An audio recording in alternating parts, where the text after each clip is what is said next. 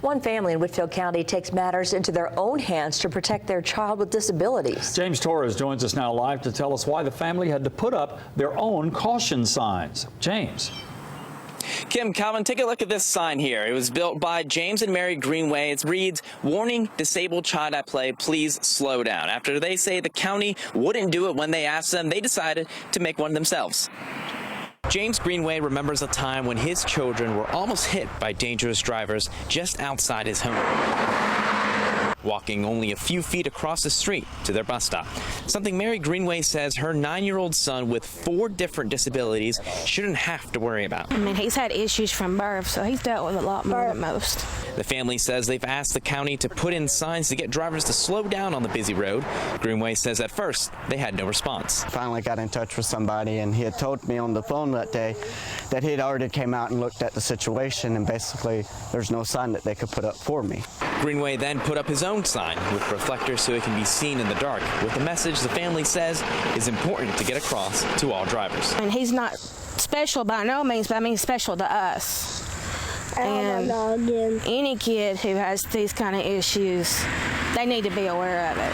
Now, we spoke to the director of Public Works. He asked not to speak on camera. He says that he wouldn't put a child at play sign on this road because he believes it would be ineffective, that drivers just wouldn't respect it as much as they probably should. He did say, however, that he would put a bus stop ahead sign if the area had a need for it.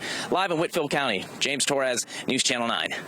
James, thank you. The Greenway family says they will keep their homemade signs up until they see an official one posted on this road. Chattanooga Councilman Larry Groen is expected to announce his plans to run for the mayor's office. According to our partners at Nuga.com, Groen is having a news conference tomorrow at 5:30 at City Hall. The election for Chattanooga mayor is in March of next year. It's not clear yet if Mayor Andy Burke will run again.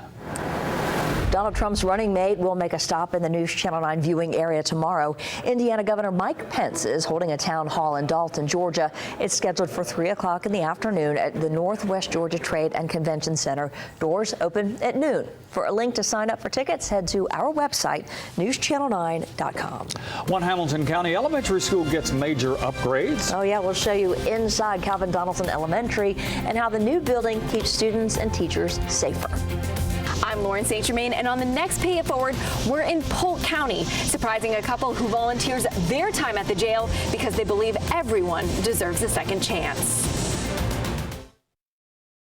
Students, new teachers, and a newly renovated building at Calvin Donaldson Elementary School in Chattanooga. Stephanie Sanastasi joins us now live and tells us why this was definitely needed. Stephanie. Kim and Calvin, students in Hamilton County have now been back to school for 17 days. Here at Calvin Donaldson, they have 100 new students this year. So the school system realizes they needed to make room and adjust here. That's why this building right here behind me, which sat vacant for years, is now renovated and reopened. Anybody have an idea? Eager students at Calvin Donaldson Elementary sit in their brand new classroom. And we got the building because we knew that there was going to be an increase in enrollment. A project Principal Cherry Robertson said lasted more than 3 months. And they knew that we were bursting at the seams in the old building, so they needed to redo this one. Assistant Principal Lindsay Starn says the staff decided they wanted to try something new by separating the 4th and 5th graders from the rest of the school in this new building. It just prepares them for the transition to middle school, having their own space and you know, moving from class to class. 5th grader Darian Hammond couldn't be more excited about that. It's like there's no little kids. 4th grader Malik Williams agrees. Their favorite parts of the building? It got a door that lead outside. Ooh. I think that's really cool too. It's got way better bathrooms. It's got 4 water fountains. None of them have 4 water fountains. According to the central office, the project cost $550,000 and was designed and built in-house using HCDE maintenance staff. The renovation added some very noticeable upgrades. Teachers can access the new building using these keyless fobs. These TVs and phones now in each classroom. Our intercom system is connected to the phone system, so now teachers at any point in the day, if they have an emergency, they can pick up the phone and dial the office. They can call the child's parent. If there's an emergency situation with the child and they need to get in touch with their parents, you know, the phone is right there, and so they have access to that.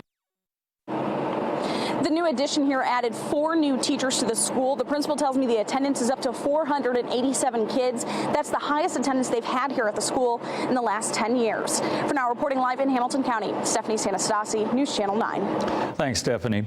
9 schools, including Calvin Donaldson, underwent construction over the summer. According to Central Office, $10.4 million went to Sale Creek High School. Most of that money went for renovations to the parking lot and repairs to the baseball field. More than $7 million went into additions and renovations at Wolf-Tever Elementary School. They're still working on a new media center and a multi-purpose room there. We posted the renovations and the cost of those for each school at our website, newschannel9.com. In weather locally today, the radar a lot quieter across the area. And because of that, we're seeing more sunshine. I'll tell you, if that trend will last through the week and even a look ahead to the Labor Day weekend. That's all coming up after the break.